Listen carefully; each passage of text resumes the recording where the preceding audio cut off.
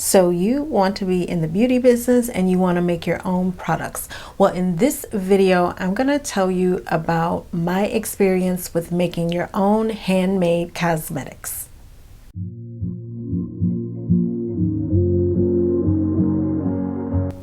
So when you say you want to be in the beauty business, you have your choice between making your own products, or you can have a manufacturer to do that for you.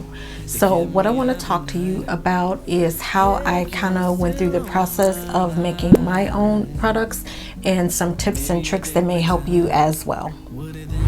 Hi guys, my name is Miss La. I'm a lash artist and an entrepreneur. I've been in the beauty space since about 2012, and the purpose of this channel is to give you tips, tricks, and motivations to bring your beauty ideas out into the universe. So when you want to get into the beauty space, and if that involves you having a product, you will have your choice between either you can hand make them or you can get a manufacturer. So with both, there are going to be some pros and cons. As far as making your own products, there are some pros and cons that you should be aware of that you might not be aware of, and I'm going to tell you exactly how that works, how I approached it, and these tips may help you. My feelings have faded, they have resurfaced lately. Been thinking. So one of the reasons why you may want to make your own products is, and this can be a pro or it can be a con, especially if you don't have enough, but one of the pros to that is you can make really small batches. When you deal with a manufacturer, some of them will have, especially in the US, their minimum quantity may be something you're not ready to commit to. So when you do handmade products yourself, you can make really small batches. So that is something that you want to consider. Now, one of the things when you say, okay, I'm going to make my own, you can make small batches, you have to make sure you have the space to do that. So in like a house or an apartment, you just kind of want to seal off, the area where you're going to make your products, and just let that space be designated for making products, things of that nature. Sometimes it can be kind of hard, especially like I'm dealing with a really small space, so that is difficult to do, but just get whatever you can designated to making your products. And there you want to make sure that everything is covered, whether it be in plastic bags or in lids, things of that nature. You just want to make sure you have your own space, everything stays covered, so the only time you have it uncovered is when you're using it.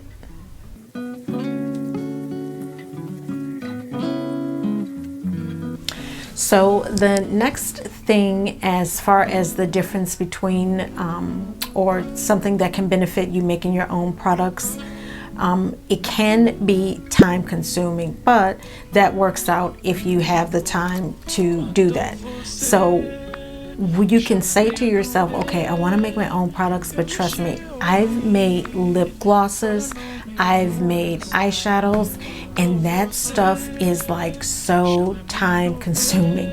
So you have to just be aware of that. So if you're diligent, yes, you can do it, but just know that that takes a lot of commitment to do that.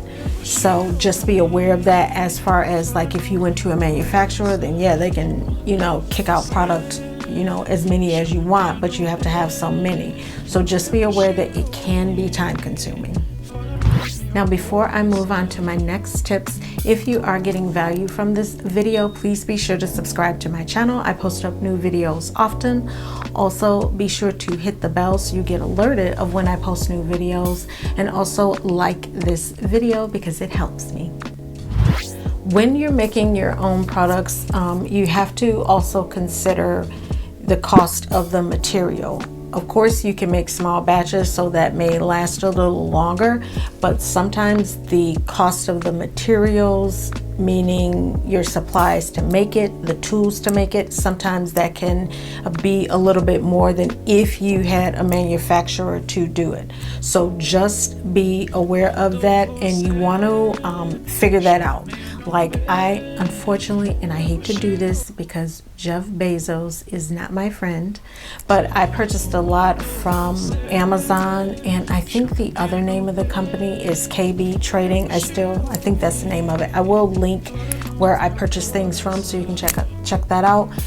Also, there was different places that I purchased, like let me show you. So like containers for the products, because this is an eyeshadow that I made. So there were just different places that I had to purchase supplies from. And when you're purchasing those, then you have to realize you're going to be paying shipping. So you're paying shipping. So just get your budget out. So let's say if you said, okay, I can spend $250 to put out my lip gloss line, then try to stick to that in the beginning until you get those sold, you make a profit, and then you can just go back and buy more supplies, because those can be costly.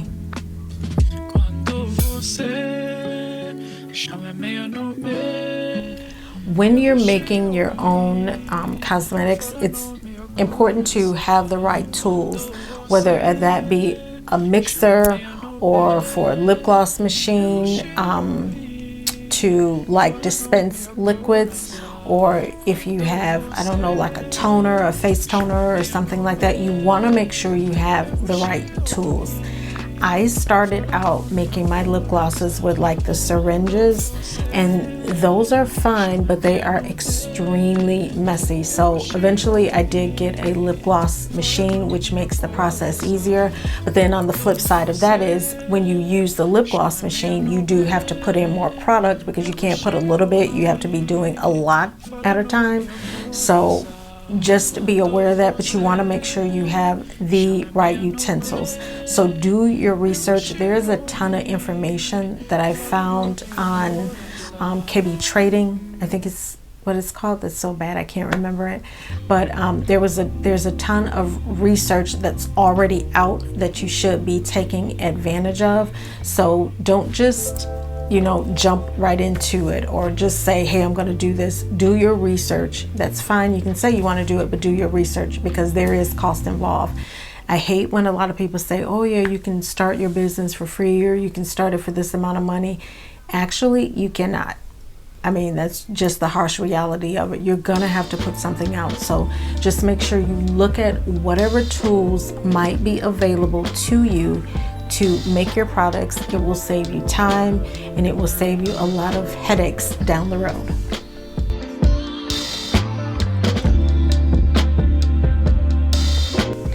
When you make your own products at home, of course, you will have to have some type of insurance. Now, when I researched it, there were not too many companies, especially if you're home-based, that offer insurance, but there are some out there. I think one was called Velocity, or I may probably have the name wrong, but I will leave links to them in the description so you can check them out. The insurance can be costly depending on what you're making. Like, I know when you have CBD in your products, or products that contain CBD or whatever, that those rates for the insurance can go up. So just reach out and ask, and know what's available for insurance, because you do want to be able to protect your investment. And then also, if somebody purchases it, I don't want to tell you things that I'm not too well versed on, but you do want to have protection for your equipment, your supplies, and then when somebody purchases you, for liability. So be sure to check out the insurance, and I will leave descriptions of the 1 to 2 companies, because there weren't that many that I found.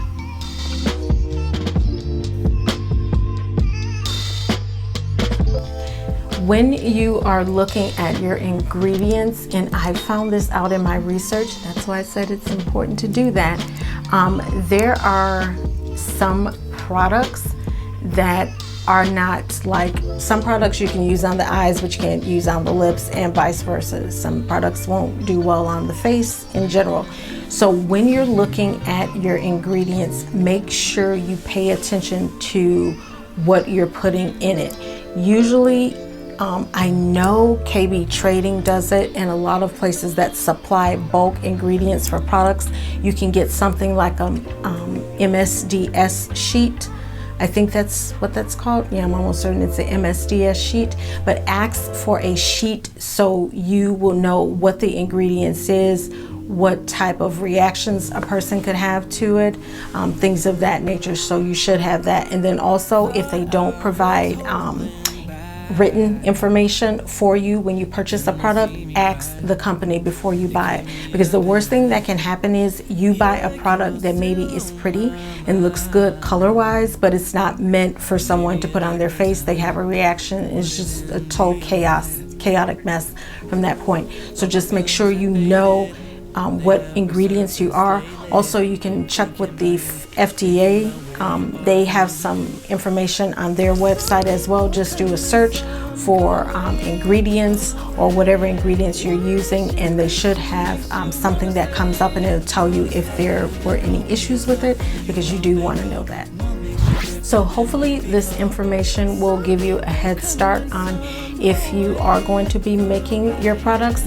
So if you're considering going into the beauty space, let me know in the comments if you're going to be making your own products and why you have chosen to make your own products. I'd like to know your thoughts. That's it for this video, guys. Please be sure to subscribe to my channel. Also hit that bell so you can get alerted of when I do post new videos. I do post new videos often, so you don't want to miss those. And then also like this video as well. Have a great day. Bye.